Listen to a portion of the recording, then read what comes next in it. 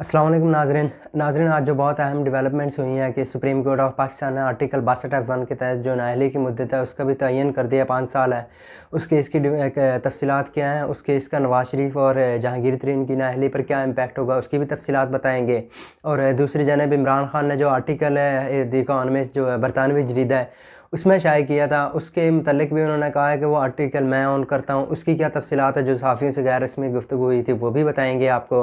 और जो दूसरी जानब इमरान खान की रिहाई हुई है किस केस में हुई है ये भी तफसीलात बताएंगे। नाज़रीन मेरा नाम मोहम्मद उमर फ़ारूक है, आप हमारा फेसबुक पेज और यूट्यूब चैनल देख रहे हैं उमर राजपूत।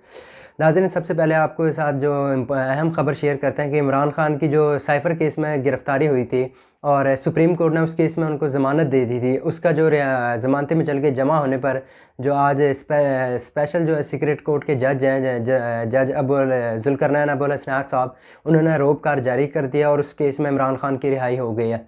यूँ अभी तक रिकॉर्ड के मुताबिक जो है वो इमरान खान की 2 केसेस में गिरफ़्तारी है, 190 मिलियन पाउंड और तोशाखाना केस वाला में उसमें गिरफ़्तारी है। और जो तोशाखाना पे की फ़र्द जुर्म आयद है वो भी आज ना हो सकी, वो भी अगली आइंदा समात पर होगी। और अभी इन्हीं 2 केसेस में गिरफ़्तारी है, इसके अलावा अभी तक कोई भी रिकॉर्ड के मुताबिक या कोई भी इत्तला नहीं है किसी और केस में गिरफ़्तारी है। तो अभी देखना है कि इन केसेस में ज़मानत जो है नैब के हैं उनके दलाइल रहते हैं, नैब ताख़ीरी हरबे भी इस्तेमाल कर रही है कि तो अब देखते हैं अगर इस केस में ज़मानत ज़्यादा चांसेस हैं कि ज़मानत इन 2 केसेस में हो जाएगी, क्योंकि नैब की जो है वो तहकीकात मुकम्मल हो चुकी हैं और जो है वो रेफ़रेंस दायर किए जा चुके हैं। अगर रेफ़रेंस दायर ना होता ना तो फिर मुश्किल हो सकता था कि नैब ये भी कह सकता था कि वो अपना इन्फ्लुएंस ना इस्तेमाल करें ये दस्तावेज़ात को आगे इस तरह, मतलब कुछ भी नैब इस चीज़ का हरबा बना सकता था। लेकिन अभी तक जो बज़ाहिर इस केस में लग रहा है कि उम्मीद है और चांसेस ज़्यादा हैं कि ज़मानत हो जाएगी, क्योंकि ट्रायल शुरू हो चुका है। अब तो ट्रायल में गवाहान आएंगे, तो ये सारी तफसीलात हैं। ये साकिब बशीर साहब जो हैं कोर्ट रिपोर्टर, उन्होंने भी आज यही रिपोर्ट किया है।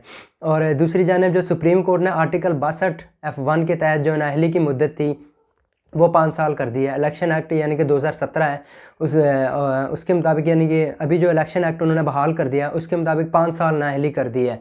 और जो पहले इस नाअहली में की जद में थे जहांगीर तरीन और पाकिस्तान के जो 3 बार साबिक वज़ीर आज़म रहने वाले नवाज शरीफ, मियाँ मोहम्मद नवाज शरीफ साहब, ये दोनों और कुछ 4 लोग और भी थे, यानी कि टोटल अभी तक 6 लोग आर्टिकल 62(1) के तहत नाअहल थे। और ज़ाहिर सी बात है इन पे इम्पैक्ट पड़ेगा। लेकिन एक चीज़ देखना ये होगी तफसीली फ़ैसले में कि क्या जो नाअहली है उनकी वो पिछले केस से, मतलब कि जब से नाअहली शुरू हुई है तब से लेके अब तक जो होगी तब तक काउंट होगी, या अब जो फ़ैसला आया तब आज से शुरू होगी। खैर ये तो अभी तफसीली फ़ैसला जारी होगा, उसमें पता लगेगा। एक और भी रुकावट है, जो नैब से सज़ा याफ्ता है ना, मतलब कि पहले था नैब में जो लाहौर इस्लामाबाद हाई कोर्ट का सिंगल बेंच था ना, उसने फ़ैसला जारी किया था कि जो नैब के तहत नाअहल होगा ना नैब कोर्ट के, तो उसकी नाअहली की जो मुद्दत है वो 5 साल होगी। लेकिन अभी डिवीज़नल बेंच को उन्होंने दोबारा दरख्वास्त दी तो उसमें उनकी 10 साल की नाअहली बहाल कर दी थी कि जो नैब का सज़ा याफ्ता होगा उसकी नाअहली 10 साल होगी। खैर अब वो भी देखना है उसका क्या बनता है। अभी ये रुकावट रह गई है, आर्टिकल 62(1) की तहत ही जो नाअहली वो ख़त्म हो गई है। 6-1 का फ़ैसला था, जिस तरह से जो याहिया अफरीदी साहब थे उन्होंने इस फ़ैसले से डिसएग्री किया और बाकी जो 6 जजेज़ हैं उन्होंने इत्तफ़ाक़ किया इस फ़ैसले से, और आज जो है सुप्रीम कोर्ट ने फ़ैसला जारी कर दिया है आर्टिकल 62(1) के तहत।